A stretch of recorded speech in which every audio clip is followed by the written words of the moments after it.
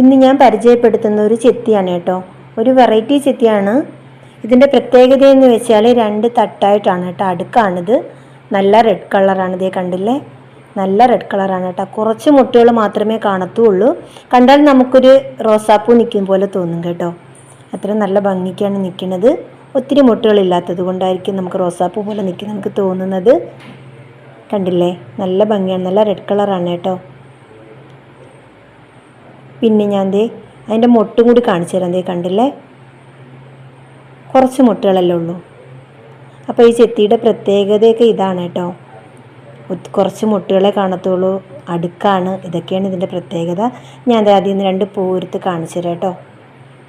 ഇത് കണ്ടില്ലേ, 2 തട്ടായിട്ട് കണ്ടോ.